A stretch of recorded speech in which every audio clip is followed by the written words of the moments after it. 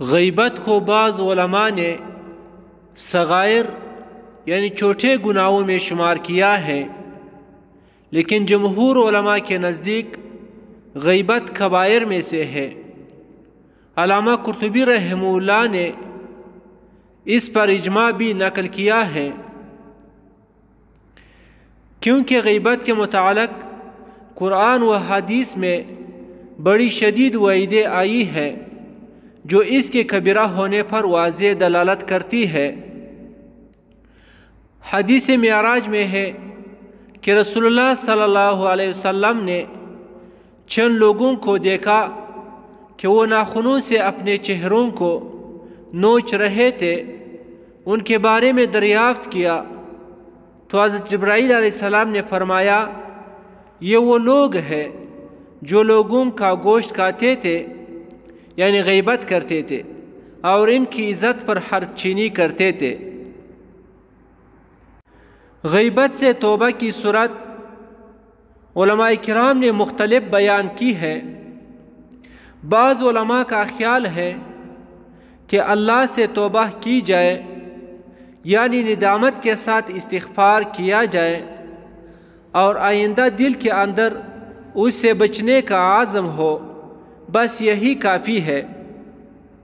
بعض علماء نے لکھا ہے کہ جس کی غیبت کی گئی ہے اس کے لیے استغفار کیا جائے تو اس سے تلافی ہو جائے گی، لیکن جمہور علماء فرماتے ہیں کہ غیبت کر کے حق تلفی کی گئی ہے، لہذا جب تک جس شخص کی غیبت کی گئی ہے اس سے معافی طلب کر کے حق تلفی کو معاف نہ کرایا گیا ہو، اس وقت تک یہ گناہ محاب نہیں ہوگا، کیونکہ حق العبد صرف توبہ اور استغفار سے ادا نہیں ہوتا جب تک ادا نہ کیا جائے یا معاف نہ کرایا جائے۔ اس کی تائید ایک حدیث سے بھی ہوتی ہے۔ آپ صلی اللہ علیہ وسلم نے فرمایا، جس شخص نے اپنے بھائی پر عزت یا مال کے سلسلے میں ظلم کیا ہو وہ اس سے معاف کرا دے۔ معاف کرانے کی ایک صورت تو یہ ہے کہ جا کر اس سے صاف کہہ دیا جائے کہ میں نے آپ کی غیبت کی ہے، آپ مجھے معاف کر دے۔ علامہ شامی اور علامہ قرطبی رحمہ اللہ نے فرمایا کہ اس طرح اظہار کرنا کوئی ضروری نہیں، اجمال اور ابہام کے ساتھ اگر کہہ دیا جائے کہ آپ کی جو حق تلفی مجھ سے ہوئی ہے آپ معاف فرما دے اور وہ معاف کر دے تو انشاءاللہ غیبت کا گناہ معاف ہو جائے گا۔ البتہ اگر جس شخص کی غیبت کی گئی ہے اس کو غیبت کا علم نہ ہوا ہو تو پھر اس سے معافی مانگنے کے بجائے اللہ سے اس گناہ کی معافی مانگنا کافی ہے۔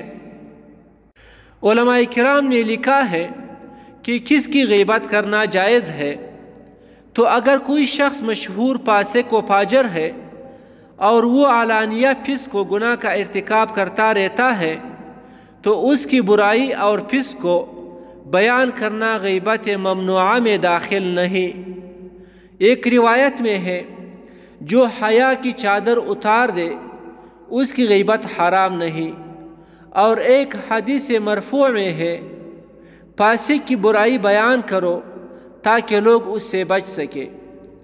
حضرت حسن بصری رحمہ اللہ سے مروی ہے کہ 3 آدمیوں کی غیبت حرام نہیں، ایک خواہش و ہوا پرست کی، دوسرے علانیہ فاسق کی اور تیسرے ظالم حکمران کی۔ اسی طرح کسی کی عیب بیان کرنے کی کوئی دینی یا دنیوی ضرورت ہو تو بھی وہ غیبت ممنوعہ میں داخل نہیں۔ راویوں پر جو جرح کی جاتی ہے وہ چونکہ ایک دینی ضرورت ہے اس لیے جائز ہے۔